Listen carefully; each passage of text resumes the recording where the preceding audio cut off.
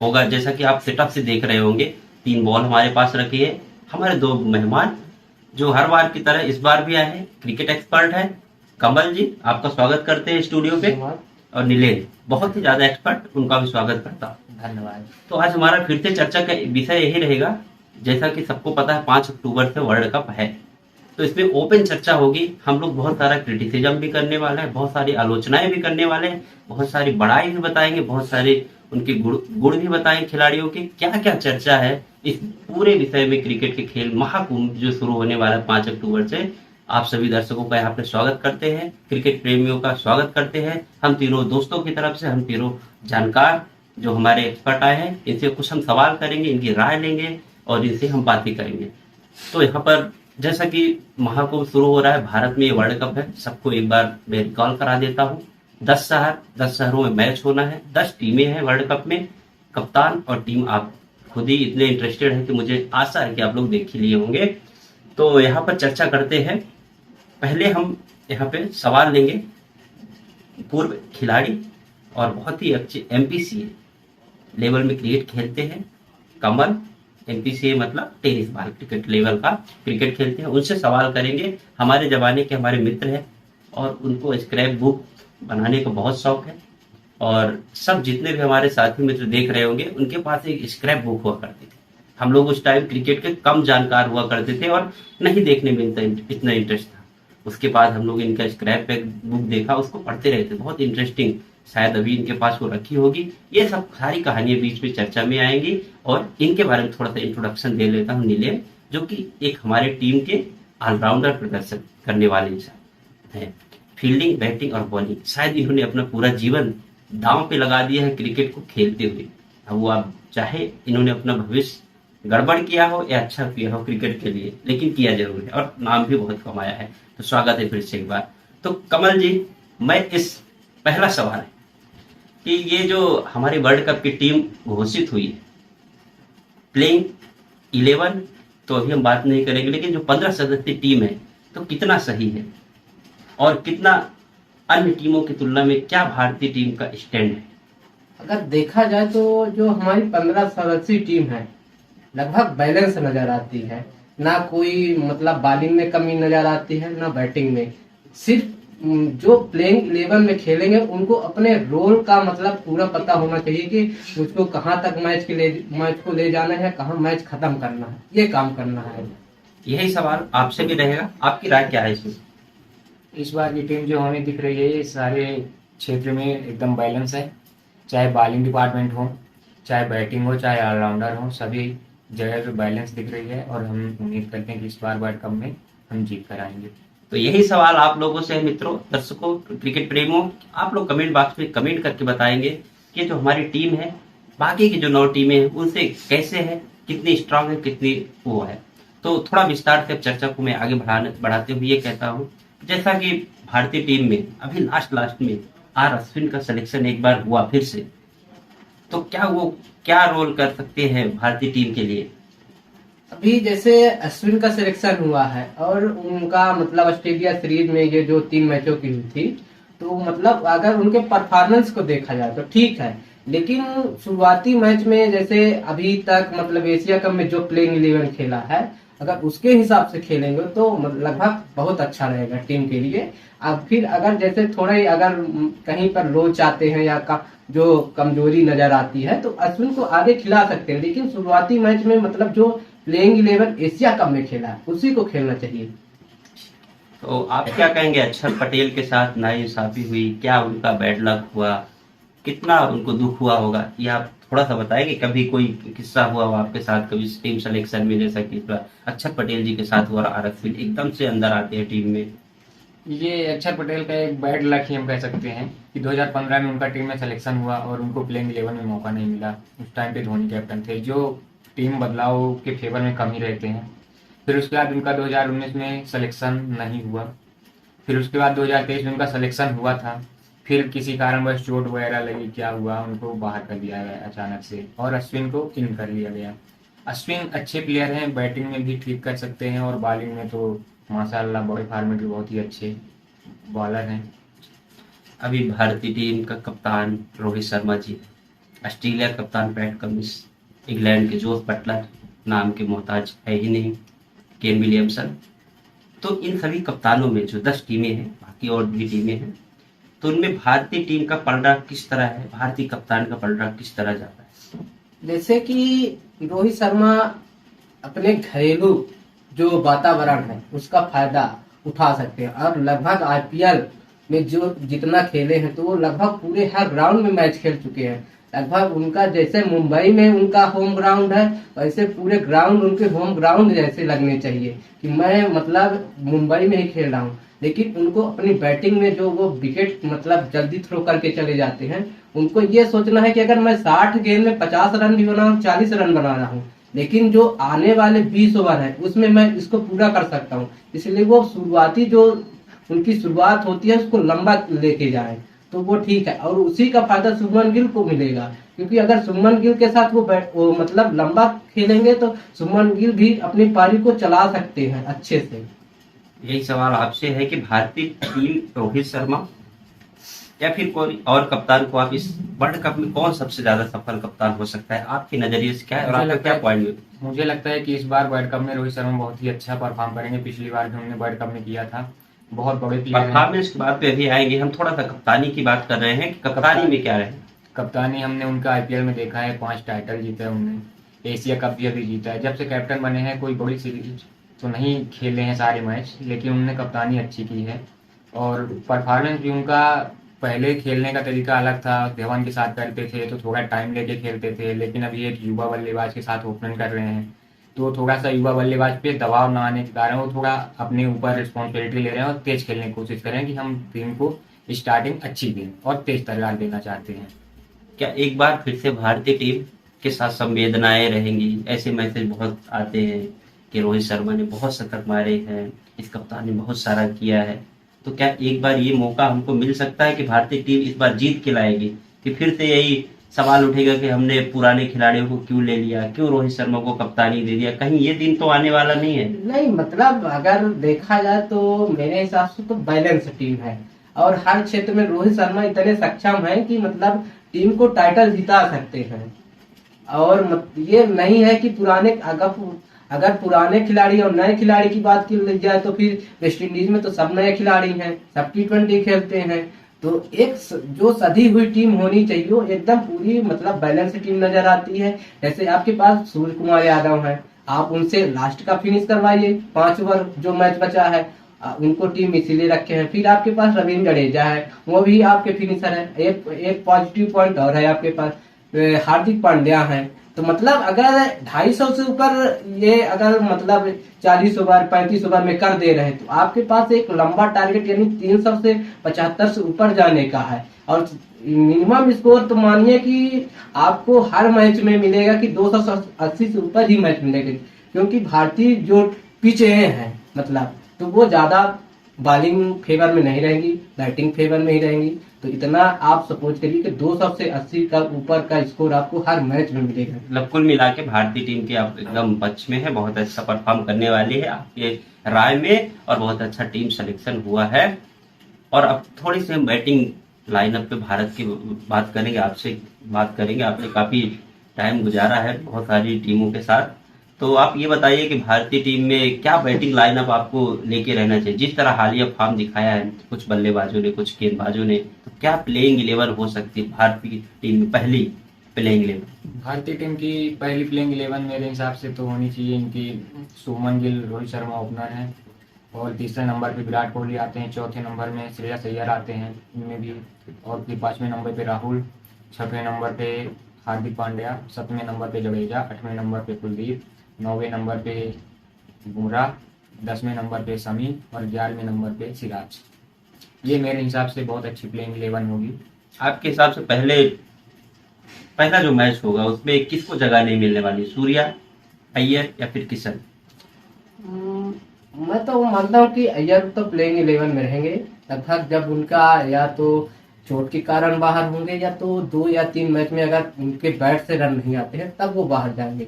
बाकी जो Asia cup में या जो ऑस्ट्रेलिया के साथ अभी ट्राई सीरीज मतलब ये 3 मैचों की श्रृंखला हुई थी, उसमें जो मतलब लगभग था तो प्लेइंग 11 में तो ईशान किशन नहीं रहने वाले हैं और सूर्य कुमार यादव भी जहां तक है प्लेइंग 11 का भी पार्ट नहीं होंगे शुरुआती मैचों में। अगर जब जरूरत होगी तब शायद उनको अंदर किया जा सकता है, मतलब श्रेयस अय्यर की जगह। और बाकी तो शमी 3 फास्टर के साथ तो मैं कहता हूँ कि जाना चाहिए। 2 फास्टर अपने पास, मतलब 2 स्पिनर अपने पास है ही, जडेजा और कुलदीप। लेकिन अगर शमी को बाहर करते हैं तो शायद फिर यहाँ पर ना इंसाफी होगी शमी के साथ या टीम के साथ, क्योंकि अभी आप शुरुआती मैच में उनको खिला सकते हैं, लेकिन अगर पिच स्पिनर को मदद कर रहे हैं तब हम उनको बाहर कर सकते हैं। लेकिन शुरुआती मैच में उनके साथ जाइए आप प्लेइंग 11 में। चलिए आगे अभी बहुत सारी हम बातें करेंगे, लेकिन उसके बीच में एक आता है गंभीर सवाल। गंभीर सवाल यह है कि आप वर्ल्ड कप कब से देखते हैं? मैं तो वर्ल्ड कप 2003 से देख रहा हूँ, जब ऑस्ट्रेलिया और भारत का मतलब फाइनल था और रिकी पोंटिंग, उस समय मैं रेडियो में मैं सुनता था और मेरे दादाजी उस समय सरपंची जीते थे, तो उस समय सरकारी टीवी था, तो उसमें मतलब उस दिन बारिश भी हो रही थी मैच में और लाइट भी जा रही थी, तो हम लोग इंडिया की टीम थोड़ी खस्ता हालत थी, तो हम लोग यही कर रहे थे कि पानी बरस जाए, लेकिन पानी बरस के निकल गया और मतलब उनके भाग्य कहिए या हमारा लोग का बैड लक कहिए, तो हम लोग वो मतलब फाइनल हार गए थे। तो मतलब वो मेरे शुरुआती दिन थे, मैं पहली बार मतलब न सचिन को पहचान पा रहा न सहवाग को पहचान पा, मैं तो सोच रहा हूँ सचिन दोनों है। यही गंभीर सवाल आपसे है, कब से देख रहे हैं साहब आप मैच? मैं मैच देखना स्टार्ट किया हूँ, जो रेगुलर देखना स्टार्ट किया हूँ तो लगभग मैं 2009-10 से देखना शुरू किया हूँ। और उसके पहले तो मैं केवल कुछ प्लेयर के नाम ही सुना था, जैसे सौरभ गांगुली जी हो गए, युवराज हो गए, फिर लंबे बाल वाले धोनी आ गए, तो पहले तो नहीं देखता था। फिर मैंने 2007 से खेलना भी अच्छे से शुरुआत कर दिया और फिर देखने भी लगे।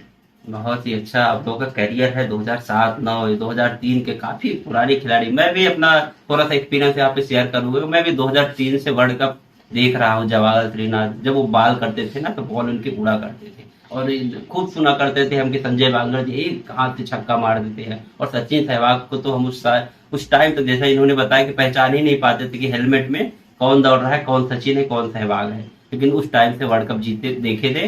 गांव में टीवी हुआ करती थी, मैं और मेरे भाई लोग सब लोग। और हमको तो सबसे ज्यादा याद है 2007 का वर्ल्ड कप, जो मैं और मेरे बड़े भाई छुप के देखा करते थे। छुप के देखा क्या करते, सुना करते, रेडियो हुआ करता था। शायद उस समय वर्ल्ड कप था वेस्ट इंडीज में, मार्च अप्रैल की बात थी। उस टाइम एग्जाम भी चलते हैं। हाँ, वो फरवरी में स्टार्ट हो गया था। हाँ, तो 2007 में हम लोग शायद 5वीं क्लास में थे। लेकिन फिर भी क्रिकेट का इतना प्रेम हुआ करता था कि छुप छुप के एकदम रेडियो सुना करते थे। वही वो सीजन कटाई गहाई का भी होता है हमारे गाँव में, तो हम लोग दमरी वगैरह करते तब भी सुना करते थे। तो वहां पर उस टाइम शायद धोनी जी आए थे। धोनी जी का वो बड़े बड़े बाल बहुत मारते वो वाले सब किस्से बहुत सुना करते थे। तो फिलहाल अभी तो ये हमारी कुछ चर्चा की बात हुई। फिर से हम लौटते हैं कि भारतीय टीम की चर्चा आगे करते रहेंगे। इसी टाइम पे हम सबसे बात कर लेते हैं कि जिस समय 10 टीमें हैं भारत में वर्ल्ड कप है, 10 टीमें हैं पूरे विश्व की महान ताकतवर। हालांकि वेस्ट इंडीज जो कि शुरुआती वर्ल्ड कप में दारोमदार रखते थे और सबसे बड़े टीम हुआ करती थी, वो इस पर क्वालिफाई नहीं कर पाई है। लेकिन फिर भी जो 10 टीमें क्वालिफाई उन्हीं में हम ताकतवर मानते हैं, तो उन्हीं 10 टीमों में एक एक की चर्चा करेंगे। तो फिलहाल मैं 2 टीमें आप लोगों को दूंगा। जैसे आपके अभी हिस्से में आई इंग्लैंड और ऑस्ट्रेलिया, तो आप ऑस्ट्रेलिया और इंग्लैंड को किस तरह देखते हैं, कैसे ये लोग अपनी तो दावेदारी पेश करते हैं? और इनके आपको बताना पड़ेगा कि कोई 3 खिलाड़ियों के नाम बताना पड़ेगा जो सबसे अच्छा बेस्ट रहेंगे। जैसे मैं इंग्लैंड की बात करूं तो जब से मतलब उन्होंने सफेद बाल में 2019 के बाद या 2019 के पहले जो क्रिकेट खेलना शुरू किया और 2019 का जो उन्होंने विश्व कप जीता, उसका परिणाम है कि मतलब उन्होंने अपने खेल में परिवर्तन किया।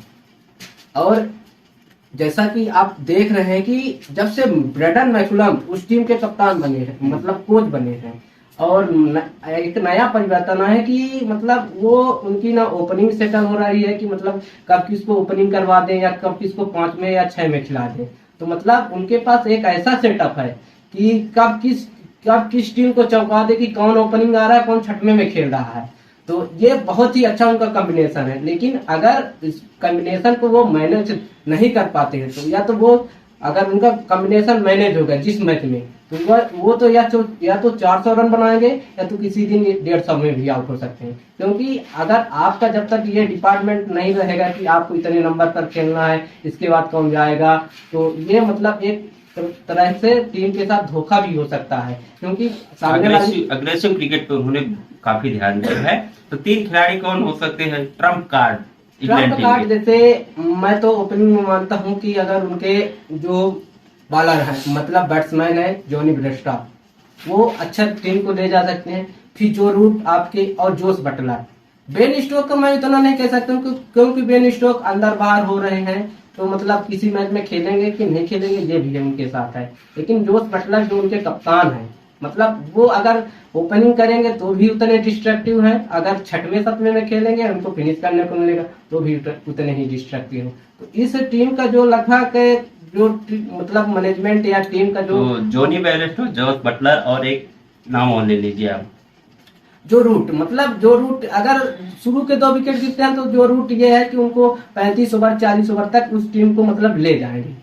ये है कि आपको यहाँ से चलाना है। अगर विकेट नहीं गिरेगा तो फिर यही कि मतलब एक सेम पैटर्न में जाने दीजिए। अगर एक ओवर में 10 रन बने तो हर ओवर में 10 रन तो बने। ये रहा हमारा एक्सपर्ट से राय इंग्लैंड टीम के लिए कैसे दावेदारी पेश करने वाली है। अब टीम आती है पाकिस्तान, अपना पड़ोसी। आप बताएंगे पाकिस्तान के बारे में, बताइए कि बहुत चर्चा में रहती है हमेशा। पिछले कुछ सालों में आईसीसी नंबर 1 में बनी रहती, कभी 2 में बनी रहती है। बाबर आजम, रिजवान, इफ्तिखार, बहुत सारे लोग चर्चा में रहते हैं। तो आप बताइए किस तरह पाकिस्तान इस वर्ल्ड कप में कहाँ पे खड़ी हुई है और उनके कौन 3 खिलाड़ी जो ट्रम्प कार्ड साबित हो सकते हैं।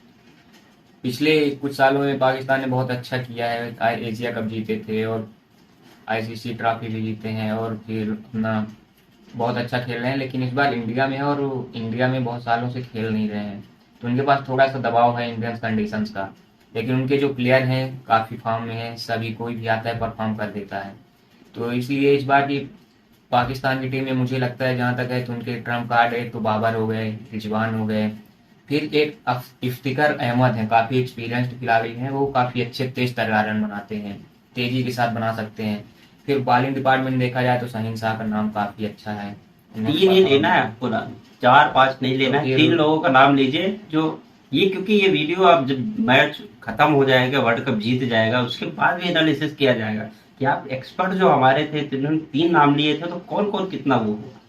तो 3 नाम लेना है आपको। तो 3 नाम बाबर और रिजवान और फिर शाहीन शाह। तो ये तो रही बात पाकिस्तान और इंग्लैंड टीम की। अब हम बात कर लेते हैं जो एक बहुत बड़ी दावेदार, क्रिकेट का बादशाह माना जाता है, टीम ऑस्ट्रेलिया, जिनके पास बहुत सारे वर्ल्ड कप के कप रखे हुए हैं, रिकी पोंटिंग जी रखे हुए हैं। तो ऑस्ट्रेलिया टीम की बात करते हैं, बहुत ही अच्छे फॉर्म में है अभी।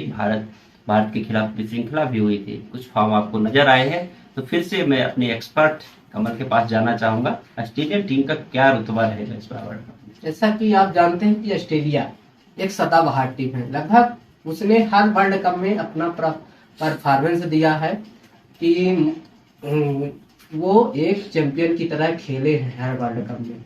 2019 का आप देख लीजिए, 2015 वो जीते हैं, फिर 19 में भी उन्होंने लगभग सेमीफाइनल तक खेला। तो मतलब और T20 जो अभी वर्ल्ड कप हुआ था उसमें भी उन्होंने बराबर की दावेदारी पेश की है। तो आप उनके टीम में मेन जो रोल निभाएंगे वो मैक्सवेल हैं, मैक्सवेल। और फिर आपका जो एक बॉलिंग डिपार्टमेंट स्टार उनके मेन वो हैं। फिर बीच में स्टीव स्मिथ वो खिलाड़ी है कि हर टीम के लिए वो कांटा साबित हो सकता है, क्योंकि वो खिलाड़ी मतलब टीम को कहाँ ले जाना है, कहाँ से स्टार्ट करना है या कहाँ पे समाप्त करना है, उसके पास ये कला है। और वार्नर को तो आप नहीं कह सकते, लेकिन मतलब जो ये 3 खिलाड़ी हैं आपके पास, मैक्सवेल, स्टार और स्मिथ, ये 3 खिलाड़ी। वही अपने अनुभव और इन सब चीजों पे आपने विश्वास दिखाते हुए फिर से वार्नर, स्मिथ और स्टार्क और मैक्सवेल पे आपने दाव खेला है और ये आपकी राय है। आप भी ऑस्ट्रेलिया टीम के बारे में कुछ बोलेंगे क्या? क्या इनसे कुछ अलग है आपका कि कौन खिलाड़ी हो सकता है इस बार? किसको आप देख रहे हैं? मैक्सवेल को देख रहे हैं, स्टोनिस को देख रहे हैं, ग्रीन को देख रहे हैं, कौन ट्रम्प कार्ड साबित हो सकता है ऑस्ट्रेलिया के लिए? मेरे नज़र में तो उनका इस समय का परफॉर्मेंस के हिसाब से स्टोनिस का लग रहा है। अच्छा, तो मैक्सवेल भी काफी इस समय भारतीय कंडीशन में काफी अच्छी गेंदबाजी कर रहे हैं, बल्लेबाजी भी कर रहे हैं, तो उनके बारे में कुछ है आप लोगों के? हरफनमौला खिलाड़ी है वो, भारत में काफी अच्छा परफॉर्म करते हैं, शायद मैक्सवेल ससुराल भी है उनकी बाहर। मैक्सवेल को जैसा कि हम लोग जानते हैं कि वो T20 प्लेयर बैटिंग बहुत अच्छी करते हैं, लेकिन इस समय इंडिया में 2 अभ्यास मैच खेले, उनकी बॉलिंग बहुत अच्छी है, तो मुझे लगता है कि बेस्ट परफॉर्मर हो सकते हैं ऑस्ट्रेलिया टीम के इस साल। मैक्सवेल जैसा कि लगभग बेंगलोर में इस समय मतलब आईपीएल खेलते हैं और किंग 11 पंजाब में खेल चुके हैं, तो लगभग उनके पास इंडिया का जो मतलब ग्राउंड का एक्सपीरियंस है वो हर ग्राउंड का ले चुके हैं, तो उनके पास एक लंबा मतलब अनुभव है कि वो घरेलू कंडीशन की तरह उसका इस्तेमाल कर सकते हैं। तो वो चलिए फिर एक बार फिर से हम लौट फिर के आएंगे, ऑलराउंडर्स की बात करेंगे, बॉलिंग डिपार्टमेंट की बात करेंगे, बैटिंग की भी डिपार्टमेंट की बात करेंगे। अभी फिलहाल चर्चा में हमारे 2 ऐसे टीम जो कि वो काफी अच्छा मेहनत करते हैं, काफी स्ट्रगल करते हैं और फाइनल तक भी पहुंचाते हैं, और सेमीफाइनल तक में भी किसी के नाम चोकर का दाग लगा हुआ है, कोई जीत नहीं पाया अभी तक, जबकि काफी कंसोलिडेटेड टीम है, बनाई हुई टीम है। हम आप लोग समझ ही गए होंगे हमारे एक्सपर्ट कि हम न्यूजीलैंड और अफ्रीका की बात करते हैं, तो आप अफ्रीका का बताएंगे, आप न्यूजीलैंड का बताएंगे, आप दोनों में डिसाइड कर लीजिए। New Zealand Africa? न्यूजीलैंड। आप अफ्रीका? ठीक है, तो न्यूजीलैंड आपकी वन ऑफ द शायद फेवरेट टीमों में से है। हाँ, 2019 में तो काफी लोगों की फेवरेट हुई थी, भारत को हराने के बाद। वो हम लोग को सीन याद आता है अभी ये कहने के बाद कि धोनी रन आउट हुए, उसके बाद वापस जा रहे थे, न्यूजीलैंड ने हराया था। न्यूजीलैंड काफी अच्छी टीम है, काफी मेहनत करती टीम है, और जैसा कि उनके कप्तान केन विलियमसन ने जिस तरीके से उस टीम को एकजुट किया है, उसके बाद उस स्टैंड तक लाए, कुछ खिलाड़ियों के जाने के बाद एकदम से का तारीफी काबिल है, काफी मेहनती टीम है। तो क्या है न्यूजीलैंड का यहाँ पे दावेदारी? न्यूजीलैंड लगभग हर वर्ल्ड कप में उसकी दावेदारी रहती है, तो उसको हम इग्नोर नहीं कर सकते हैं। और जहां तक देखा जाए तो केन विलियमसन और ट्रेंट बोल्ट और फिर टिम साउथी जो मतलब पूरी इंडियन कंडीशन को मतलब आईपीएल की या जो मैच हुए हैं भारत में जो भी दौरे हुए हैं न्यूजीलैंड टीम के, उसके हिसाब से लगभग कंडीशन को पढ़ चुके हैं। तो केन विलियमसन एक तो वो टीम को एकदम बैलेंस करके रखे हुए हैं बीच में कि मतलब 1-2 नंबर या ओपनिंग उनसे चाहे जो मतलब ओपनिंग करवा लीजिए, 1 नंबर खिलवा लीजिए या 2 नंबर, मतलब वो ऐसे खिलाड़ी हैं कि टीम को लगभग अगर उनसे कहें कि आप 50 ओवर मैच खेल लीजिए, वो 50 ओवर मैच खेलेंगे और आपको रन रेट एकदम बराबर मेंटेन करके देंगे। तो उनके ऊपर मतलब ये नहीं कह सकते हैं कि ये उनको या मतलब बहुत इस समय संकट में है।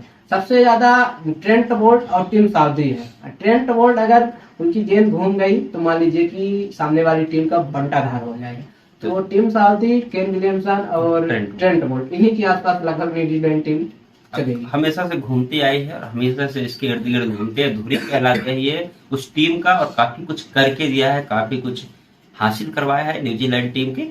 हम सबकी शुभकामनाएं भी रहेगी कि न्यूजीलैंड टीम भी जीते, हर टीम के साथ हमारी शुभकामनाएं रहेंगी, लेकिन जो अच्छा खेलेगा वही जीत के जाएगा। अब फिलहाल हम बात करते हैं साउथ अफ्रीका।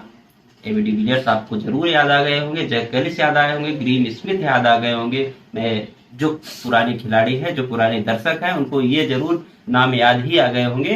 तो फिलहाल आप बात करते हैं टेम्बा बमुआ के हाथों कप्तानी है, जो कि आप ज्यादा नहीं देखे होंगे उनको खेलते हुए, लेकिन अभी फिलहाल इस साल अगर देखा जाए तो टेम्बा बमुआ का नाम आता है कि उन्होंने लगभग 3 शतक ओडीआई में जड़ दिए हैं, 3 या 4 शतक, एग्जैक्ट नहीं याद है, पर ये उनका नाम आता है, टॉप 3 में आता है। शुभमन गिल, विराट कोहली और टेम्बा बमुआ, तो उनके हाथों में कप्तानी है। तो किस तरह आप अफ्रीका टीम को देख रहे हैं? इस बार चौकर साबित होंगे कि फिर अपनी टीम को ट्रॉफी दिलवाने में मदद करेंगे टेम्बा? इस बार मुझे लगता है कि साउथ अफ्रीका टीम अच्छा परफॉर्म करेगी। इनके कैप्टन तो नए जरूर हैं, लेकिन अंडर 19 में कैप्टनसी का उनके पास एक्सपीरियंस है। टिम्बा बमुआ वो बैटिंग भी अच्छी करते हैं, टीम को चलाना जानते हैं, सिचुएशन के हिसाब से खेलते भी हैं, चाहे T20 हो, चाहे ओडीआई हो, चाहे टेस्ट मैच हो। और वहाँ के ओपनर डिकॉक को हम नहीं भूल सकते हैं, वो बहुत अच्छा इंडिया में आके परफॉर्म करते हैं, काफ़ी आईपीएल खेलते हैं, मुंबई इंडियंस से खेला है, लखनऊ से खेला है। इस साल हालांकि मौके कम मिले हैं, लेकिन उस पर उनके पास काफ़ी एक्सपीरियंस है और टैलेंट है। वो कभी भी रन बना सकते हैं। आजकल वो स्टार्टिंग में समय लेते हैं, 10 गेंद 2 रन, 12 गेंद 3 रन, फिर लास्ट में उन्होंने अपनी स्ट्राइक रेट बढ़ा के कवर कर जाते हैं। तो ओपनिंग हो गई, फिर उसके बाद मुझे एडिन मरकराम एक नाम याद आता है, कोई स्पिन बॉलिंग भी डिपार्टमेंट संभाल रहे हैं और बैटिंग भी अच्छी करते हैं। उनने भी अंडर 19 में कैप्टेंसी की हुई है, उनके पास भी काफ़ी अच्छा एक्सपीरियंस है, इस साल आईपीएल भी खेला है उनने। फिर उसके बाद मुझे एक ऑलराउंडर नाम याद आता है, मार्को जानसन, जिसको हम नहीं बोल सकते। वो अब आपको आएंगे बॉलिंग में, हमेशा आईपीएल में भी देखा है हमने कि विकेट निकाल के देते हैं, और इस साल इंडिया में ही है तो आईपीएल का उनको भी फायदा मिलेगा। तो जब भी आएंगे बॉलिंग के लिए तो कुछ ना कुछ अलग करेंगे ही, अभी अभ्यास मैच में भी हमने देखा है। और ऑलराउंडर है तो ऑब्वियसली सी बात है, बैटिंग भी करते ही होंगे, इसलिए ऑलराउंडर नाम जुड़ा हुआ है। और उनके बॉलिंग डिपार्टमेंट में लुंगी एम्ब्रॉयडरी का भी शोर रवागा, जो खतरनाक साबित हो सकते हैं इस साल। और एक स्पिनिंग के लिए हम देख सकते हैं अपना केशव महाराज को, उनको नहीं भूल सकते, उनकी गेंद जो घूमती है वो भी मैच बदलने की ताकत रखते हैं। तो इस साल काफी बैलेंस टीम अफ्रीका भी दिख रही है, देखते हैं। आप लोग सोच रहे होंगे कि बहुत सारी टीमों का चर्चा हो गया, अफ्रीका का हो गया, न्यूजीलैंड, सारी टीमें पहुंच रही है, भाई भारत कहाँ है, इसकी भी तो चर्चा करेंगे हम। तो यहाँ पे बात करते हैं भारतीय टीम की। बाकी इसके बाद भी अभी 3-4 टीमें बची, उनके भी चर्चा करेंगे, लेकिन जो अभी भारतीय टीम की हम चर्चा कर लेते हैं। भारतीय टीम में हम दोनों का राय लेंगे, क्योंकि हम भारतीय है, भारतीय को सपोर्ट करेंगे, आप भी भारतीय को सपोर्ट करेंगे। और यहाँ पे पहली राय में लेता हूँ नीलेंद्र कि कैसे मतलब भारतीय टीम का आप कैसे देखते हैं, कौन खिलाड़ी, 3 नहीं यहाँ पे 4 की हम बात कर लेंगे, 4 खिलाड़ी कौन कौन परफॉर्म करने वाले हैं भारतीय टीम को ट्रॉफी दिलवाने में मदद कर। जिस तरह 2011 के वर्ल्ड कप में युवराज सिंह का रोल रहा है, सचिन तेंदुलकर जी का रोल रहा है, और सहवाग का रोल रहा है, और महेंद्र सिंह धोनी और गौतम गंभीर जिन्होंने, और बॉलिंग डिपार्टमेंट जहीर खान और पीयूष चावला, सबका मिला जुला प्रयास रहा है। हरभजन सिंह को हम बोल नहीं सकते हैं, सबका मिला जुला प्रयास रहा है। उसके बाद जो ट्रॉफी आई थी वो खुशी मिली थी हमको, शायद 1 या 2 अप्रैल की रहा होगा 2011 में, तो वो खुशी मिली थी। क्या भारतीय टीम इस बार भी खुशी हासिल कर पाएगी, और किसका क्या रोल रहेगा, और कितना कारगर साबित होंगे इस टीम के लिए? 3-4 नाम आप लेके बताइए। जैसे कि इस बार भारत होस्ट कर रहा है, 2011 में जब किया था तो हम जीते थे, और उस टाइम की सिचुएशन भी कुछ इसी तरह से थी, और वहाँ भी काफ़ी दबाव था। होस्ट होने का एक बहुत बड़ा दबाव होता है किसी पे भी हो, तो इस बार भी दबाव है, और इस बार अच्छा करेंगे। अपना रोहित, इंडिया में मैं जो 4 परफॉर्मर का नाम लूँगा, एक सुमन गिल हो गए, विराट कोहली हो गए, और फिर कुलदीप यादव हो गए, और मैं मोहम्मद सिराज को नहीं भूलूंगा, क्योंकि उन्होंने काफ़ी अच्छा परफॉर्म किया है पिछले कुछ मैचों में, पिछले कुछ साल से। इस समय नंबर 1 बॉलर भी हैं ओडीआई के। सुमन गिल नंबर 2 बैट्समैन है, कुछ पॉइंट से ही पीछे हैं बाबर आजम से, इसलिए मैं इन 4 का नाम लेना चाहता हूँ। और रोहित शर्मा जो अग्रेसन दिखाया है इस समय, तो काफ़ी अच्छा परफॉर्म करेंगे। ऐसा कहना नहीं है कि ये 4 के अलावा कोई नहीं हो सकता, रोहित शर्मा भी हो सकते हैं, अपना श्रेयस भी हो, केएल राहुल भी हो सकते हैं। चोट के बाद श्रेयस और केएल राहुल दोनों चोट के बाद आए हैं, लेकिन दोनों ने शतक जड़ के दिखा दिया है कि हम फिट हैं और अच्छा परफॉर्म कर सकते हैं। और प्लेइंग 11 में अगर जिस दिन ज़्यादा रनों की ज़रूरत समझ में आएगी कि आज ज़्यादा रन बनने के चांसेस हैं, उसमें आप सूर्या को खिला सकते हैं, आप ड्रॉप कर सकते हैं श्रेयस अय्यर को। श्रेयस अय्यर भी तेज खेल सकते हैं, लेकिन सूर्या उनसे ज़्यादा तेज खेल लेते हैं। तो आपका फेवरेट 4 जो इंडिया, फेवरेट फॉर इंडिया नहीं, फेवरेट 4 इंडियन टीम में जो परफॉर्म करेंगे? गिल, कोहली, कुलदीप, सिराज। ठीक है, यही सवाल आपसे रहेगा, आप एक्सपर्ट बताएंगे कि कौन 4 खिलाड़ी जो है भारतीय टीम को ये ट्रॉफी एकदम खुशी मनाने का, हमको 19 नवंबर का दिन आएगा, कौन 4 खिलाड़ी आपकी नज़र में है? मेरे नज़र में तो मतलब 4 खिलाड़ी, जैसे सुमन गिल, रोहित शर्मा, विराट कोहली, और फिर आप कुलदीप को नहीं भूल सकते हैं। फिर एक नाम मैं और जोड़ना चाहूँगा, क्योंकि अगर वो अच्छा काम कर गए तो मैं, अगर उनको प्लेइंग 11 में खिलाया गया तो सभी, नहीं तो फिर सिराज अगर खेलते हैं तो सिराज भी अच्छा करेंगे, ये है। तो कुल मिला के लगभग रोहित शर्मा, विराट कोहली और सुमन गिल, जो कि एक कॉमन नेम आता है सबके दिलो जहां में, क्योंकि उन्होंने ऐसा करके दिखाया। हमारी भी आशाएं रहेंगी, और मैं भी अपना फेवरेट 4 नाम बताना चाहूंगा, जिनमें है हमारे सुमन गिल जो कॉमन है, विराट कोहली है, और जसप्रीत बुमराह और कुलदीप यादव। जसप्रीत बुमराह को मैं नहीं साइड कर सकता हूँ, क्योंकि उनके दम पे भारतीय टीम का बॉलिंग की दारोमदार है और वो कुछ करके दिखा, मेरे हिसाब से ये लगता है। बाकी सबका राय आप भी कमेंट बॉक्स में कर सकते हैं कि आपके हिसाब से भारतीय टीम के लिए कौन उद्धार करेगा, कौन बेड़ा पार करेगा और ट्रॉफी पे अपना हक जताने में हमारा रोल अदा करेगा। तो अभी ये रही भारतीय टीम की यहाँ पे चर्चा। भारतीय टीम के चर्चा के लिए हम यहाँ पे आए हैं और चर्चा करते रहेंगे। तो फिलहाल हम बात कर लेते हैं जो बाकी की कुछ टीमें हैं जो कि एक बहुत बड़ा क्रूशियल रोल अदा करती है हर विश्व कप में। अगर हम रिकॉर्ड देखेंगे तो भारतीय टीम को बाहर करने का रोल 2007 का वर्ल्ड कप आपको याद होगा कि बांग्लादेश ने निभाया था। तो बांग्लादेश की वजह से भारतीय टीम बाहर हुई थी, और ऐसे ही बांग्लादेश, श्रीलंका और ये अफगानिस्तान, ये टीमें ऐसी हैं कि उलटफेर करने में काफी सक्षम है। तो इनके बारे में भी हम चर्चा करेंगे। तो फिलहाल बांग्लादेश टीम के बारे में आते हैं हमारे राइट हैंडर से। बांग्लादेश जैसे 2007 का तो हमें नहीं पता है उनका परफॉर्मेंस क्या था, बस इतना ही सुनते आ रहे हैं कि भारत को हराया था और क्या एक मैच से बाहर हुए थे, ऐसा नहीं है। तो हम इसलिए नहीं बोल सकते हैं उस पर कि बांग्लादेश ने ही बाहर किया था। नहीं, कभी कभी नॉकआउट मैच एक हो जाता है जिससे हम बाहर हो जाते हैं, जैसे सेमीफाइनल हो गए या फिर क्वार्टर फाइनल भी हो गए, तो अगर बाहर हो गए तो वही टीम को हम मानते हैं। लेकिन हम जो टीमें वर्ल्ड कप खेलने आ रही हैं काफी सारी टीमों को पीछे छोड़ के, जैसे इस साल वेस्ट इंडीज ही नहीं क्वालिफाई कर पाई, जो शुरुआत के 2 वर्ल्ड कप जीती हुई है टीम, 2 T20 जीती हुई है, इस साल क्वालिफाई ही नहीं कर पाई। तो हम किसी भी टीम को जो वर्ल्ड कप खेलने के लिए आती है किसी भी टीम को कम नहीं आंक सकते हैं। इसलिए बांग्लादेश भी पिछले कुछ सालों से काफी अच्छा परफॉर्मेंस किया है, चाहे मुश्फिकुर रहीम हो गए, उनके बॉलर मुश्फिकुर रहमान हो गए, साकिब अल हसन को नहीं भूल सकते, नंबर 1 ऑलराउंडर वो भी हैं, और अपने मोहम्मदुल्लाह एक्सपीरियंस्ड प्लेयर है उनके पास, काफी अच्छा खेलते हैं। जो युवा प्रतिभाएं भी है, चाहे हसन मिराज हो गए, चाहे बॉलिंग डिपार्टमेंट में आकिब हुसैन हो गए, सभी अच्छा कर रहे हैं। इस बार मैं उम्मीद करता हूँ कि वो भी अच्छा करेंगे। तो मतलब वो भी सेमीफाइनलिस्ट हो सकते हैं, फाइनलिस्ट भी हो सकते हैं, कोई शक नहीं, सब लड़ेंगे, जो जीतेगा वही जीतेगा। तो उलटफेर करने में भी संभावनाएं हो सकती। तो आप फिर से दूसरी टीम है अफगानिस्तान और श्रीलंका की हम यहाँ पे चर्चा कर लेंगे साथ ही साथ कि अफगानिस्तान और श्रीलंका का इस वर्ल्ड कप में क्या रोल रहने वाला है। और अफगानिस्तान, जो कि मुझे अफगानिस्तान नाम लेते ही राशिद खान, जो कि करावती खान के नाम से जाने जाते हैं, उनका रोल याद आता है कि वो हर तरह से बैटिंग बॉलिंग, तो किस तरह से अफगानिस्तान और श्रीलंका टीम रहने वाली है। जैसे कि अफगानिस्तान का देखा जाए तो लगभग उलटफेर करने में सक्षम है, लेकिन अगर उनको पहले बैटिंग करने का मौका मिला तो अगर वो 280 से पार कर जाते हैं तो सामने वाली टीम को वो चैलेंजिंग रहेगा कि मतलब इस स्कोर तक एकदम से नहीं कह सकते कि वो जीत जाएंगे या फिर मतलब हार ही जाएंगे। मतलब एक वो रहेगा कि उस स्कोर तक मशक्कत करनी पड़ेगी, चाहे ऑस्ट्रेलिया हो, चाहे इंडिया हो या कोई भी टीम हो। जो मतलब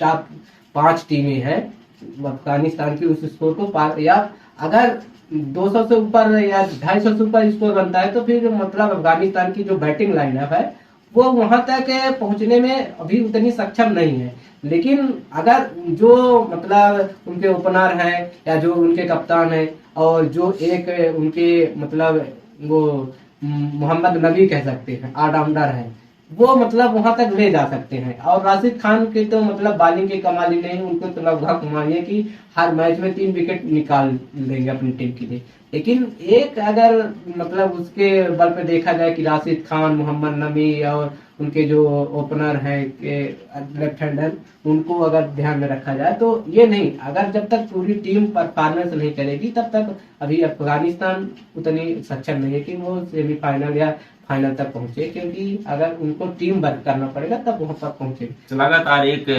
और टीम है जो श्रीलंका, जो कि काफी अच्छा परफॉर्म पिछले साल एशिया कप के विनर रहे हैं, उनके बारे में क्या कहेंगे कि क्या कुछ कर सकते हैं इस वर्ल्ड कप में।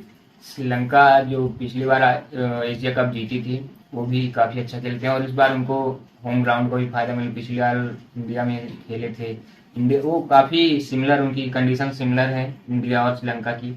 इस साल आईसीसी का ट्रॉफी भी, मतलब आईसीसी का एशिया कप भी श्रीलंका में ही ज़्यादा से ज़्यादा मैचेस हुए, तो उनको मतलब काफ़ी अच्छा खेल रहे हैं। उनके बैटर भी फॉर्म में है, बॉलिंग भी ठीक कर रहे हैं, स्पिन डिपार्टमेंट उनके पास भी काफ़ी अच्छा है। एक नया युवा टैलेंट उनके पास आया है, बिरलागे, जिनने इंडिया के खिलाफ बहुत ही अच्छा परफॉर्म करा था। वो बॉलिंग भी कर रहे हैं और बैटिंग में कुछ सहयोग कर पा रहे हैं। उनके एक कैप्टन है सनाका, जो इस बार परफॉर्मेंस कम कर पा रहे हैं, मतलब बैटिंग नहीं कर पा रहे हैं। अगर वो फॉर्म में आ जाते हैं तो फिनिशिंग टच अच्छा देंगे और शुरुआत में तो रन सब बना ही रहे हैं, चाहे कुशल मेंडिस हो, कुशल परेरा हो, किसी को भी देख लें। अब फिलहाल एक टीम बचती है जो नीदरलैंड, ज़्यादा क्रिकेट खेलते हैं पर इतना नाम नहीं रहता है, तो वो उसका क्या रोल इसमें रहेगा? कोई कौन है कप्तान? कुछ एक खिलाड़ी आपको याद है क्या नीदरलैंड के जो खेल सकते हैं ठीक ठाक? नीदरलैंड का तो मुझको मतलब कोई खिलाड़ी का नाम ही नहीं याद आ रहा है, कप्तान भी नहीं याद है। फिलहाल लेकिन उनका जो इस मैच विश्व कप में खेलने, या जैसे वेस्ट इंडीज को बाहर किए और एंट्री किए कि मतलब 10 टीमों में खेलना है, ये तो हाँ, उसके टीम से मतलब लगता है कि ये आने वाली टीम जो आगे अच्छा करेगी, और मतलब ये ट्रॉफी के दावेदार हो सकते हैं। अभी ये नहीं, ज्यादा मैच मैं उनका नहीं देखा हूँ, लेकिन जितना देखा हूँ तो इस विश्व कप में मैं मानता हूँ कि वो क्वार्टर फाइनल या सेमीफाइनल तक खेल सकते हैं। कुछ भी हो सकता है, क्योंकि हम सबको याद है कि 2003 का जो वर्ल्ड कप हुआ था उसमें केन्या सेमीफाइनल शायद भारत से हुआ था। केन्या जैसे टीम वहां पर पहुंची थी और भारत सेमीफाइनल जीती थी, उसके बाद फाइनल पहुंची थी। तो फिलहाल मुझे लगता है 10 टीमें कंप्लीट हो गई। कोई टीम छूट गई क्या? शायद 10 के 10 टीमें हो गई है, जो कि और नहीं भी हुई तो जो मेन मेन हमारी टीमें हैं उनकी चर्चा हमने कर लिया है। भारतीय टीम की भी चर्चा कर लेंगे। अब कुछ ऐसे सवाल पूछेंगे हम आपसे कि एकदम आपको थोड़ा हार्ड होके थोड़ा डायरेक्ट आंसर देना पड़ सकता है, तो अब देंगे।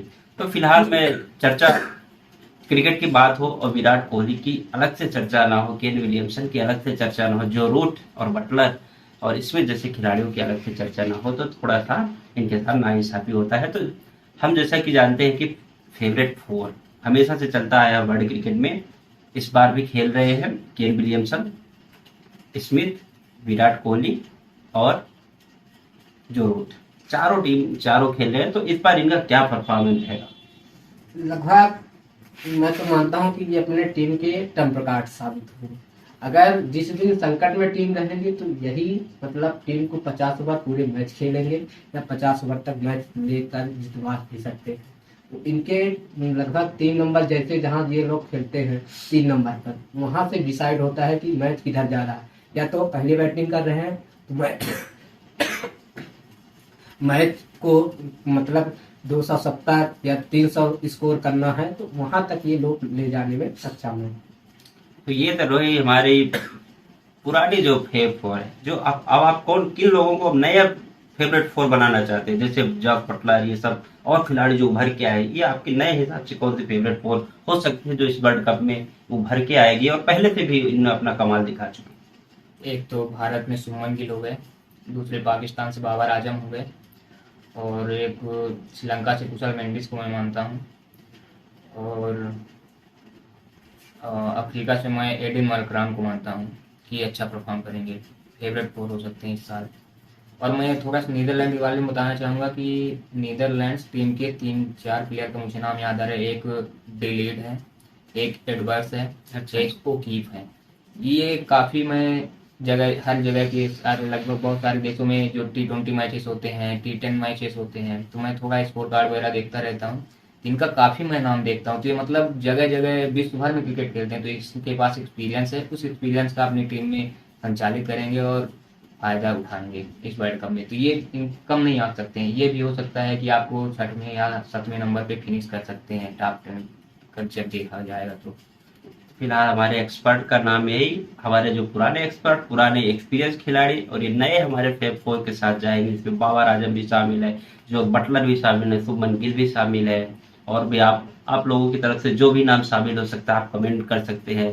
अभी हमारे बहुत सारे एक्सपर्ट जो कि देख रहे होंगे इस वीडियो को, हमारे शिवम बाडेकर भाई है, माही भाई है, सुखलाल भाई एंड अमित गुरु और दीपू भाई, जो कि एक अच्छे खिलाड़ी और एक्सपर्ट के तौर पे जाने जाते हैं। बहुत लोगों को मैं बुलाना। दीपू भाई का सिलेक्शन है। हाँ, दीपू भाई का सिलेक्शन होगा। हाँ, अभी हमने देखा है एक दिन व्हाट्सएप में शायद कुछ कोई ऑक्शन हुआ तो उसमें वो सेल हुए हैं 11 लाख रुपए में। 11 लाख रुपए। और बाडेकर जो कि बहुत ही टूर्नामेंट में काफी पार्टिसिपेट करते रहते हैं, और एक्सपर्ट से आपको हम मिलाते रहेंगे। फिलहाल अभी फिर से चर्चा में आते हैं हम कि हाँ, विश्वकर्मा सर जो हमारे हम लोग के कोच हुआ करते थे, तो हम लोग को याद है कि जब हम लोग अपने स्कूल टाइम में थे नवोदय में, तो सुबह सुबह 6 बजे से लेके आते थे, कितना खासा माहौल रहता था। न्यूज़पेपर उमर गुल का वो पेपर आपको याद होगा कि सहवाग ने लगाए 500 के गुल की बत्ती गुल बत्ती गुल। गुल हो गई, वो मतलब पढ़ने हेडलाइन का आई मुझे थी। मुझे वो याद आ रहा है, वो मतलब एकदम से चेहरा याद आ रहा है कि एकेडमिक ब्लॉक से कोई लेके न्यूज़पेपर आ रहा है और हम सब लोग ग्राउंड में बैठे हुए हैं। और उसकी पहले हमने मैच भी देखा था। और एक मैच मुझको याद आता है कि सचिन ने शतक मारा था, उधर से उनके एंड्रयू स्टार ने शतक मारा था और वो मैच ड्रा हो गया था। तो मतलब ऐसे हेडलाइंस देखने को मिली थी उस वर्ल्ड कप में 2011 की। तो फिलहाल अभी ये है कि हमने बैटिंग की भी चर्चा कर लिया, बॉलिंग की भी। बॉलिंग में भी थोड़ा सा बॉलिंग डिपार्टमेंट की तरफ आएंगे कि जो भारत में इस समय वर्ल्ड कप है, स्पिनर का भी बोलबाला हो सकता है, फास्टर की बोलबाला, क्यों भारतीय पीछे ऐसे है कि गेंद हिलती डुलती भी है, स्पिन भी करती है, कुछ भी हो सकता है।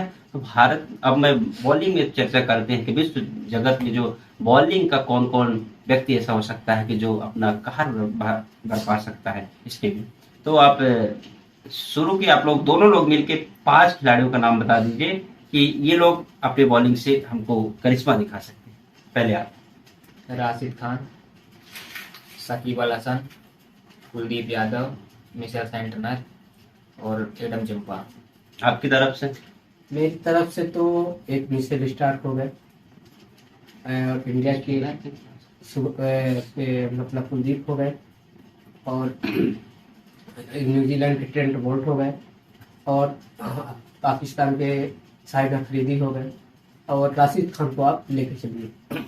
ये लोग मतलब अपना कहर बरपा सकते हैं। भारतीय फास्टर टीम की बात करेंगे, शमी और सिराज, जिसमें काफी ज्यादा रहता है, कोई अंदर कोई बाहर। तो आप लोग किस तरफ जाएंगे कि शमी को भी होना चाहिए, सिराज को भी होना चाहिए, फिर सिराज को होना चाहिए, नहीं होना चाहिए, फिर शमी को ही होना चाहिए? देखिए, जैसे दो हमारे बुमराह फिक्स है, बुमराह को कोई चेंजेस नहीं करने की, एक ओर से वो दबाव बना के रखेंगे, विकेट भी निकालेंगे। तो अब शमी और सिराज में क्या देख रहे हैं, खिलाना चाहिए कि नहीं खिलाना चाहिए? अब जैसे मैं तो शमी और सिराज दोनों खिलाना चाहता हूँ, लेकिन अगर जैसे मुंबई का पिच है, अगर यहाँ पर देखा जाए तो फिर आप शमी को बाहर भी कर सकते हो, क्योंकि फिर वहां पर जो मतलब दूसरी पारी में थोड़ा घुमाव आता है तो उसका फायदा आपको मिल सकता है स्पिनर के थ्रू।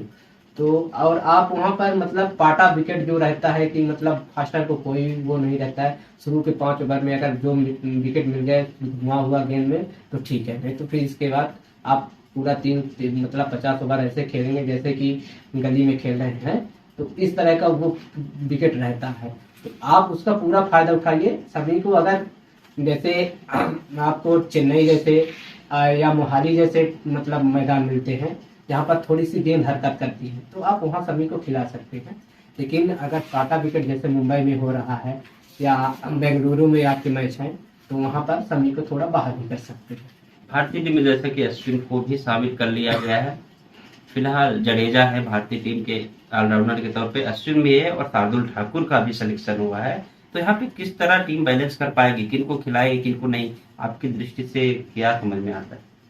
मुझे लगता है कि टीम को अपनी कोर प्लेयर खिलाने चाहिए जो अपने फास्ट यूनिट है। तो अगर पिच फास्ट को मदद करिए तो शमी को खिलाइए, नहीं तो शमी को आप बिठा भी सकते हैं क्योंकि सिराज बहुत अच्छे फॉर्म में है और आप बुमराह को बिठा नहीं सकते। तीसरे फास्टर का रोल आपको अदा करके देंगे हार्दिक पांड्या, और स्पिन को अगर सही हो गए तो फिर तो कुलदीप और जडेजा खेलेंगे ही, लगभग मेरे हिसाब से रेगुलर खेलेंगे क्योंकि जडेजा बैटिंग भी कर सकते हैं, कुलदीप काफी अच्छे फॉर्म में है, पिछले 2-3 सीरीज से देख रहे हैं हम। और अश्विन को भी खिला सकते हैं क्योंकि वो टेस्ट में बहुत अच्छा करते हैं, तो ये 10 ओवर उनको कम से कम बॉलिंग करने को मिलेगा तो इसमें भी अच्छा कर सकते हैं। तो हमारी बॉलिंग यूनिट की भी चर्चा हो गई, बैटिंग यूनिट की भी चर्चा हो गई। फिलहाल एक यूनिट बचा है जो ऑलराउंडर, भारत की तरफ से ऑलराउंडर के तौर पे, मेन ऑलराउंडर की तरफ से हार्दिक पांड्या खेल रहे हैं और जडेजा का भी नाम है, और बहुत हर कंट्री में एक एक ऑलराउंडर। तो इस बार ऑलराउंडर पे कौन अच्छा परफॉर्म कर सकता है, सबसे बेस्ट ऑलराउंडर आपको कौन लग रहा है इसमें, इस वर्ल्ड क्रिकेट में? अब इस वर्ल्ड क्रिकेट में अगर मतलब देखा जाए तो एक स्ट्रांग पॉइंट ऑस्ट्रेलिया के पास सबसे ज्यादा है, और फिर उन न्यूजीलैंड के पास सचिन रविंद्र जो अभी नए आए हैं, मतलब जो अभ्यास मैच हुए हैं उनमें देखा गया कि उनसे ओपनिंग करवाई गई तो वो अच्छा कर रहे हैं, उनसे 6वें नंबर खिला रहे हैं तो भी अच्छा कर रहे हैं। और आप इंडिया के हार्दिक पांड्या को नहीं भूल सकते हैं। फिर आपको ऑलराउंडर के तौर पर एक बढ़िया नाम दिख रहा है अगर श्रीलंका के जो कप्तान है, अगर वो बॉलिंग भी करे और बैटिंग भी करे तो वो नाम निकल के आ सकता है आपके सामने। शकीब अल हसन की तो आप बात ही नहीं कर सकते हैं। और फिर जो अभी नए नए सबके जुबान पर राशिद खान का नाम चल रहा है, वो भी मतलब अच्छा काम कर सकते हैं अपनी टीम के लिए। आपकी नज़र में ऑलराउंडर? काफ़ी सर ने बता दिया, और मैं एक दो नाम बोलना चाहूँगा अपना। पाकिस्तान में नवाज हो गए और शादाब खान हो गए, और अफ्रीका में एडम मरग्राम हो गए, अच्छा करेंगे। और पाकिस्तान हो ही गया, श्रीलंका और इनकी तो कोई बात ही नहीं, इनका विकेट कीपिंग यूनिट कौन सी टीम की सबसे बड़ी है? विकेट कीपिंग और बैट्समैन दोनों अगर मिला जुला देखा जाए तो किस टीम का लगता है कौन सा विकेट कीपर और बैट्समैन सबसे ज्यादा खतरनाक है? भारत की तरफ से केएल राहुल को भी मौका मिल सकता है, ईशान किशन को भी मौका मिल सकता है, तो कौन हो सकता है पूरे वर्ल्ड क्रिकेट में कीपिंग और बल्लेबाजी के तौर पर? कीपिंग और बल्लेबाजी के तौर पर अगर मैं देखूं तो सबसे दावेदार जो है बटलर, फिर उसके बाद पाकिस्तान के रिजवान आते हैं, और फिर श्रीलंका के कुशल मेंडिस हैं। और तो जैसे ऑस्ट्रेलिया के एलेक्स कैरी करेंगे तो अभी उतना उनको मौके नहीं मिल रहे हैं, या फिर उनका मतलब लगभग देखा जाए तो बहुत नीचे खेल रहे हैं। तो मतलब ये लोग जैसे कुशल मेंडिस है, ओपनिंग करने को मिलता है, ये पूरा गेम चेंज कर सकते हैं। और फिर पाकिस्तान के रिजवान हैं, वो चौथे नंबर पर खेलते हैं, वो भी मतलब डिसाइडर है उनके लिए 4 नंबर। तो ये और अपने भारत के जैसे केएल राहुल है, वो 5वें नंबर या 6वें नंबर में अच्छा कर सकते हैं कि वहां से आपको अगर तेज तर्राट रन चाहिए तो 60 से 70 रन वहां से निकाल के आपको दे सकते हैं। जैसा कि सर ने बताया कि हाँ, काफी जो सारे विकेट कीपर और बैट्समैन काफी अच्छा खेल रहे हैं। और आपकी नजर में क्या? इंडिया में जैसे देखा जाए तो 2 विकेट कीपर सिलेक्शन में किशन और केएल राहुल, तो दोनों तो एक साथ मुझे नहीं लगता खेलेंगे। और राहुल अगर खेलेंगे तो राहुल की विकेट कीपिंग थोड़ा सा वीक नजर आती है, क्योंकि वो विकेट कीपिंग बहुत ज़्यादा करते ही नहीं है। और ईशान किशन लगभग सारे मैच खेलेंगे नहीं, क्योंकि वो ओपन करने के लिए जाए जाते हैं, और ओपन अपना सेटल है गिल और रोहित शर्मा के लिए, इसलिए। और एक मुझे नाम याद आता है साउथ अफ्रीका के डिकाक को हम नहीं बोल सकते हैं। डिकाक कीपिंग भी बहुत अच्छी, बहुत शानदार करते हैं, और बैटिंग तो क्या लाजवाब ही करते हैं। तो फिलहाल अभी हमने तो चर्चा कर लिया, सारे डायमेंशन को कवर करते हुए कि कीपिंग हो गया, बैटिंग यूनिट की बात कर लिया, और फील्डिंग यूनिट एक हिस्सा रह गया। तो जैसे एक टाइम पे ऐसा होता था क्रिकेट में कि जॉन्टी रोड, जिनने अपना पूरा का पूरा नाम, आप नहीं जानते होंगे जॉन्टी रोड की, जो बैटिंग के लिए जाने जाते हैं कि फील्डिंग बॉलिंग के लिए कि कीपिंग, लेकिन उन्होंने अपना नाम जो बनाया है फील्डिंग करके। तो अभी विश्व स्तर पे कौन 5 खिलाड़ी ऐसे हैं जो फील्डिंग से अपना योगदान देके मैच जिता सकते हैं? मैंने एक कहीं रील से या फिर कुछ देखा भी, उन्होंने वो मैच में हिस्सा नहीं थे, आप लोग भी शायद देखेंगे, जॉन्टी रोड हिस्सा नहीं थे उस टीम का, लेकिन उन्होंने फील्डिंग करके और मैन ऑफ द मैच भी कमाया। 6-7 कैच शायद होगा तो उनके। हाँ, तो वो रोल इस समय मतलब वर्ल्ड क्रिकेट में कौन कर सकता है और कौन कैसे फील्डिंग करेगा, इसमें बेस्ट फील्डर के रूप में आप लोगों को कौन सा नाम याद आते हैं? जैसे मेरे हिसाब से देखा जाए तो इंडिया में मैं मानता हूं कि अगर पहले नंबर पर रखूंगा तो रविंद्र जडेजा को, लेकिन उनकी जो एक्चुअल पोजीशन है फील्डिंग करने की, अगर उनको पॉइंट में मतलब फील्डिंग करवाते हैं तब वो अपना मतलब जो रंग रहता है फील्डिंग का, बाएं हाथ का हाँ, जो होते हैं तो उनको पॉइंट में एक ज्यादा वो रहता है। उनका जो फायदा अगर टीम इंडिया को लेना है फील्डिंग का, तो रविंद्र जडेजा से आप पॉइंट में उनसे फील्डिंग करवाइए, आपको पूरा फायदा मिलेगा। फिर एक गेम चेंजर है अपने विराट कोहली, वो भी मतलब कैच और जो चौके या छक्के रोकने में उनका मदद रहता है कि लगभग टीम के 20 से 25 रन वो लगभग अपने मतलब जो गेम की या जो उनका फील्डिंग कवर करने का मतलब एरिया रहता है लंबा, उससे बचा लेते हैं। फिर एक नाम मुझको याद आता है ऑस्ट्रेलिया में डेविड वार्नर, वो आदमी का कद बहुत छोटा है, लेकिन अगर उसका फील्डिंग का कद देखा जाए तो बहुत ऊंचा है। तो ये मतलब इंडिया में 2 खिलाड़ी हो गए, ऑस्ट्रेलिया में डेविड वार्नर हो गए। फिर आप अफ्रीका को तो आप किसी तरह से नहीं मान सकते हैं, क्योंकि वहां पर चलिए, आपके पास ऑप्शन नहीं रहेंगे कि आप वर्ल्ड क्रिकेट को बताएं, आप भारतीय टीम को बता दीजिए। क्या सूर्या के साथ आप जाएंगे फील्डिंग के लिए कि रविंद्र जडेजा या फिर कोई और? जडेजा, कोहली और हार्दिक। सूर्या जो कि बहुत दिनों से चमका है, तो क्या वो प्लेइंग 11 में रह सकते हैं? कितने मैच खेलने को मिल सकता है और क्या वो अपना जादू दिखा सकते हैं? शुरुआत के मैच में तो मुझे लगता है कि नहीं मिलेगा मौका लेकिन जो पिच बैटिंग कंडीशन के हिसाब से रहेगी तो मुझे लगता है उस पिच में सूर्या खिलाया जाएगा और लास्ट अगर वो 15 ओवर खेलते हैं तो मुझे लगता है कि वो 80 70 80 रन बना के दे सकते हैं टीम को। भारतीय टीम जो कि पावर प्ले को किस तरह यूटिलाइज करना चाहिए, कुछ आप सजेशन है, फिर आपको ऐसा लगता है कि क्या कमजोरी है या फिर ठीक ठाक चल रहा है भारतीय टीम का पावर प्ले, ये कैसे यूटिलाइजेशन करना चाहिए? 50 ओवर का मैच है, लंबा भी आपको खेलना है, पूरा 50 ओवर खेलना है, 10 विकेट आपके हाथ में, कभी विकेट गिर भी सकती है, तो किस तरह आप पावर प्ले को देखेंगे भारतीय टीम के लिहाज से? जैसे मतलब देखा जाए तो तीन पावर प्ले रहते हैं। तो जो शुरू के पावर प्ले रहते हैं लगभग 15 ओवर तक, वो तो उसमें आपको 2 खिलाड़ी बाहर मिलेंगे और फिर इसके बाद आपको 4 खिलाड़ी मतलब बाहर मिलेंगे। फिर जो 40 से 50 का रहता है उसमें 5 खिलाड़ी आपको बाहर मिलेंगे। तो जो 40 से 50 का गेम है, अगर उसमें बीच में अगर जैसे कोहली अगर 40 ओवर तक ले जाते हैं मैच या रोहित ले जाते हैं मैच, उसके बाद फिर मतलब सूर्या का यहाँ पर अगर सूर्या खेलते हैं टीम में या हार्दिक रहते हैं तो फिर 40 से 50 का जो मैच है उसमें वो लंबी लंबी हिट लगा के जो 5 खिलाड़ी बाहर हैं उसको भी मतलब कम साबित कर सकते हैं। ये तो रही पावर प्ले की बात। आप मिडिल ऑर्डर पे किस तरह देखते हैं भारतीय गेंद बल्लेबाजी का क्रम, और क्रम के साथ भी क्या टेम्परामेंट और क्या टेक्निक होना चाहिए? श्रेयस अय्यर आएंगे, केएल राहुल आएंगे, मुझे तो लगता है सूर्य कुमार यादव भी आएंगे, और मैं तो ईशान किशन को भी साथ में देखता हूँ, तो क्या इनका टीम रहेगा?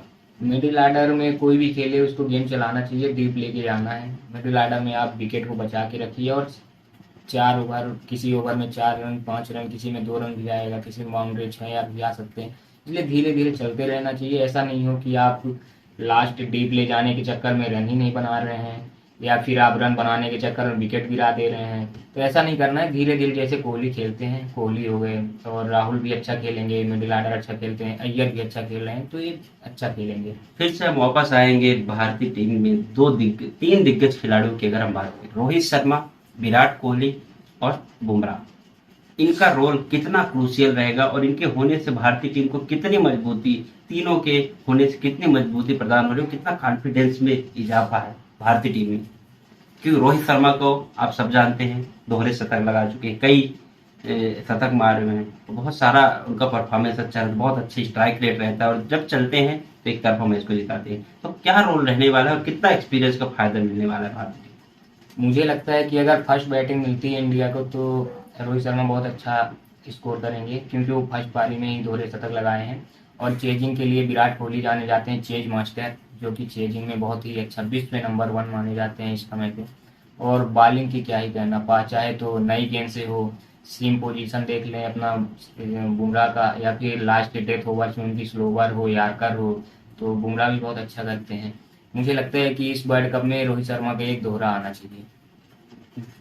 अब जैसे कि मतलब कंडीशन जैसे घरेलू कंडीशन है तो रोहित शर्मा का तो दोहरा बनता है, क्योंकि जैसे इस समय वो टच में है, या मतलब जैसे उनको मुंबई का ग्राउंड मिलेगा, बेंगलुरु का ग्राउंड मिलेगा, फिर अपना दिल्ली का ग्राउंड मिलेगा, मतलब जो कंडीशन चाहिए लगभग दोहरे के लिए एकदम पूरे चांस है।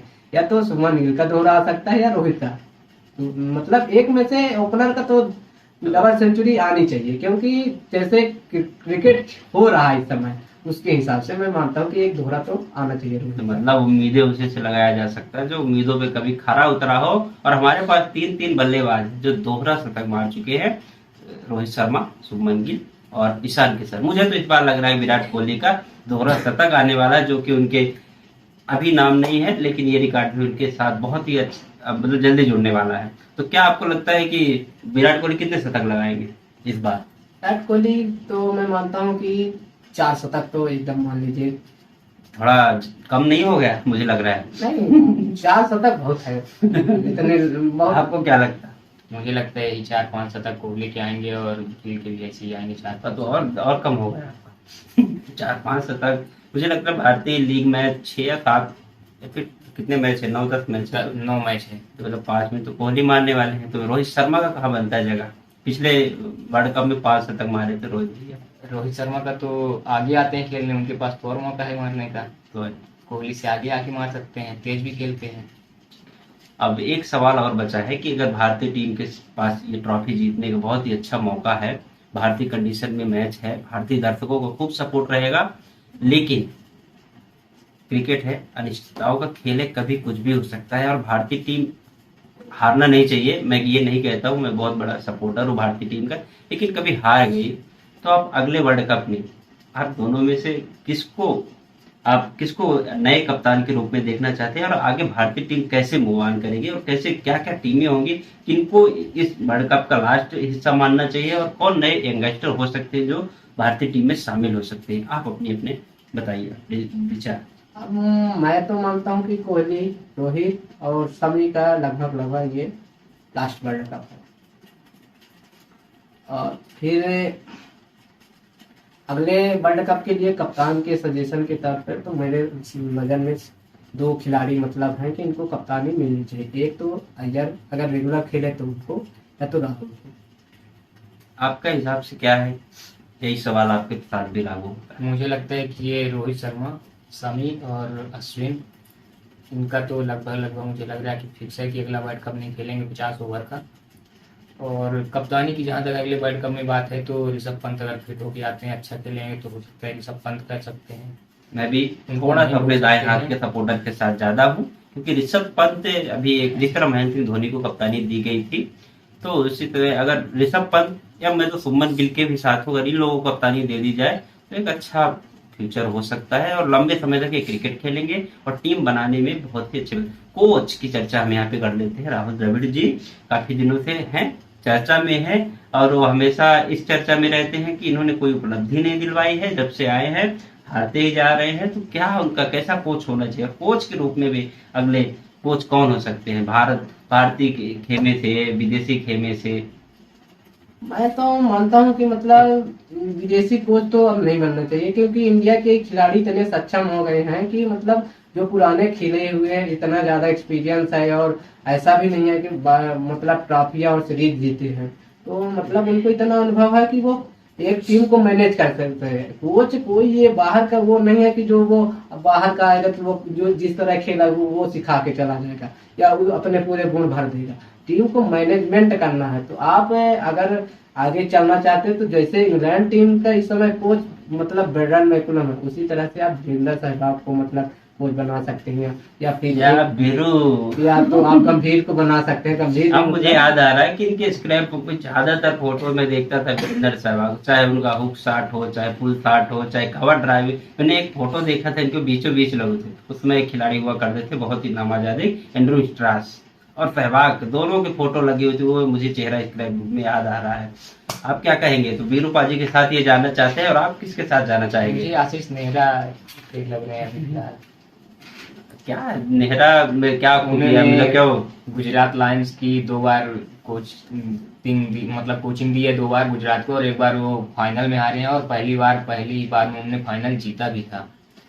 मैं तो मतलब आशीष नेहरा मतलब वो असिस्टेंट कोच थे, बॉलिंग कोच थे। उनका जो मेन रोल निभा रहे थे वो गैरी कर्स्टन थे। तो मैं उतना नेहरा के साथ नहीं जाना चाहूंगा, क्योंकि वो बॉलिंग डिपार्टमेंट को तो ठीक कर सकते हैं नहीं, लेकिन काफी हमने भी देखा है नेहरा जी को काफी एक्टिव रहते हैं। इनका भी कहना एकदम सही है, आपका भी कहना सही है। गैरी क्रिस्टन जी सपोर्ट, मैं तो मेन रोल में भले ही गैरी क्रिस्टन नाम लिखा जाए, लेकिन मुझे तो ऐसा लग रहा था उनके हाव भाव से कि नेहरा जी है, इन्वॉल्व रहते थे, ग्राउंड के बाहर भी रहते थे।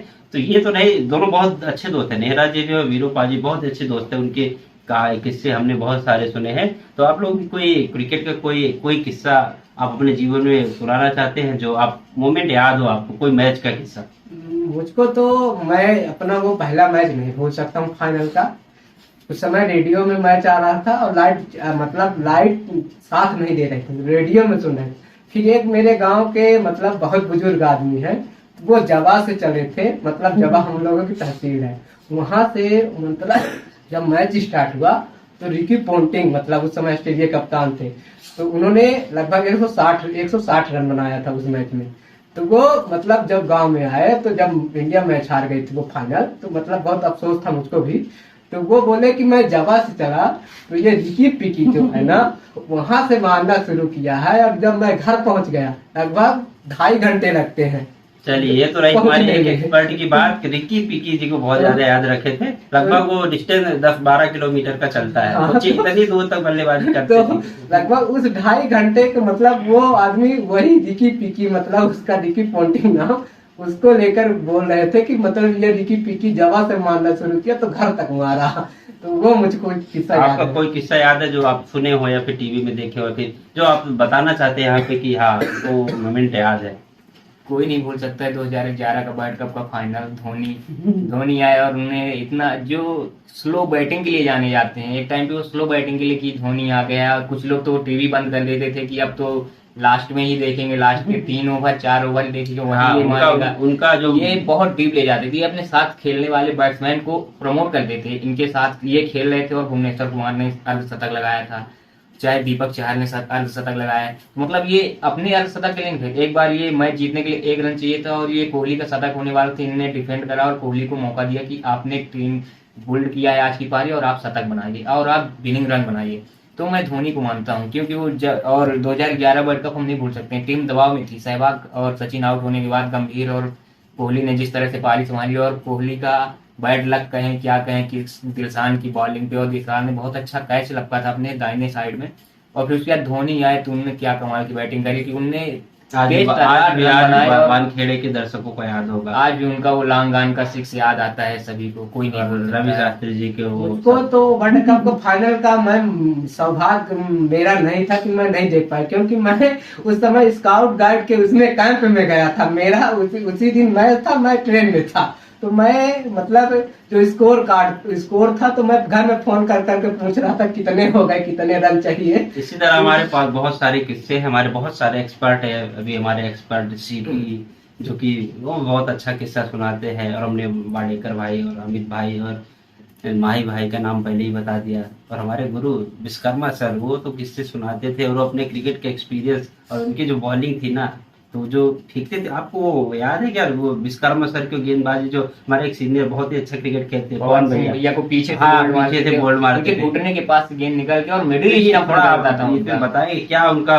पकड़ने का? विश्वकर्मा सर का सेम पावर की वो जो आते थे सीधा, और लगता था कि वो स्लो बहुत फेंकते थे, बहुत स्लोवर फेंकते थे गेंद, तो सबको लगता था स्लो फेंकेंगे। वो जब तेज गेंद फेंकते थे, वो गिरने के बाद पकड़ने के बाद जो अंदर आती थी पीछे से, पवन सिंह भैया बहुत ही अच्छा खेलते थे, टेनिस बॉल हो चाहे लेदर बॉल हो, तो उनको पीछे से बॉल मार देते थे और उनका लेग स्टंप नहीं मिडिल स्टंप निकल जाता था। 2 बार हमने ये 2 बार हमने देखा है, और हमारी टीम से विश्वकर्मा सर हमारी टीम से खेले थे और हमारे अपोनेंट में मुझे तो अच्छे से याद है, शायद मैं उस टाइम विकेट कीपिंग मैं तो कर रहा पॉइंट में लगा था तो देख रहा था। और एक वाक्य मुझे विश्वकर्मा सर जो हमारे बहुत अच्छे कोच है, उनका याद आता है कि आपको एक बार वो लुभावनी जो गेंद दिए थे तो आपने एक छक्का जड़ा था, तो उसके बारे में क्या कहानी बताएंगे? अरे वो मैं मतलब क्या, जब उनके साथ मैच होता था तो वो हम लोग अपोनेंट खेलते थे, मतलब हम लोग जैसे एक्स क्लास सीनियर थे जो, मतलब अब मैं नाम लेना चाहता हूँ, नवनीत केसरी भैया थे और शिवम मिश्रा भैया थे, प्रदीप भैया थे, मतलब इनके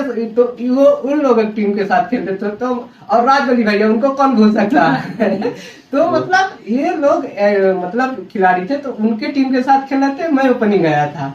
तो मतलब जैसे उनकी आदत है कि लुभावनी बाल देते थे, तो मतलब एक प्रकार से कह सकते हैं कि मतलब फुल टॉस वो वाली गेंद करते थे। तो मैं बैटिंग कर रहा था और वो बॉल किए, तो मैं मतलब उस दिन एकदम तैयार था कि आज मतलब ऐसे खेलना कि आउट नहीं होना, तो मुझको फुल टॉस मिल गई हो गई, मैं मार दिया छक्का हो गया। उस दिन मेरा मतलब ये कहें कि मेरे बैट में बढ़िया से गेंद आ रही थी, ये था। चलिए इसी बीच में ये बात कर लेता हूँ कि आपको मेरे खेलने का कोई पॉइंट आप लोगों को दोनों में से याद है? वो मनीष कोहली वाला वो पल मत बताइएगा आप लोग। उसके अलावा बाउंड्री पूरा ग्राउंड बाहर ही चली गई थी, 2 छक्के लगातार उन्होंने मारे थे।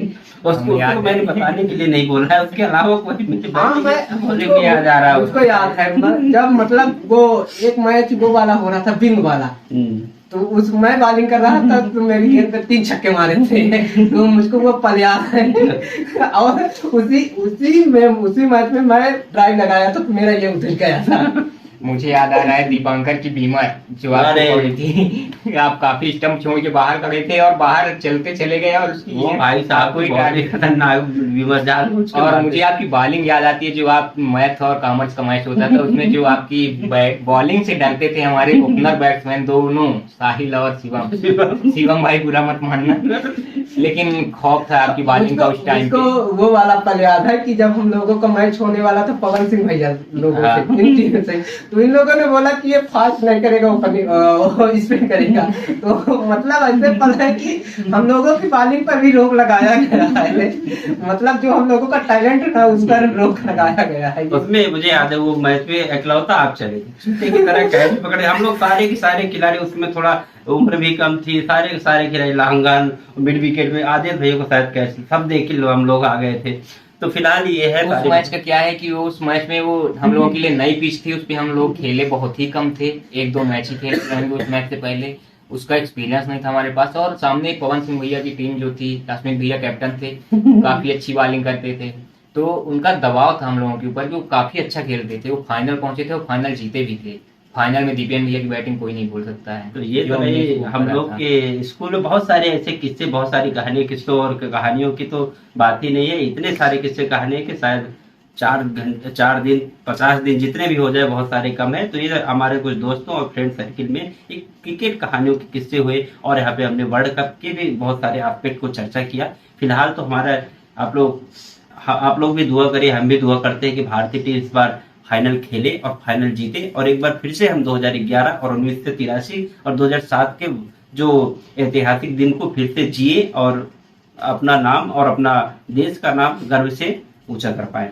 तो इन्हीं भावनाओं के साथ मैं यहाँ पे अब आप सभी आप सब लोग पधारे, जो हमारे एक्सपर्ट कमल और नीलेन, सबको धन्यवाद करना चाहता हूँ, और आप लोग भी दर्शकों का राय जानना चाहता हूँ कि आप लोग को कितना मजा आ रहा है, इस वर्ल्ड कप के लिए कितने उत्सुक है और क्या क्या एक्सपेक्टेशन है। आप कमेंट बॉक्स में भी कर सकते हैं, और जो आपकी राय हो आप कमेंट कर सकते हैं। तो धन्यवाद। जय हिंद, जय भारत। विजय भारत।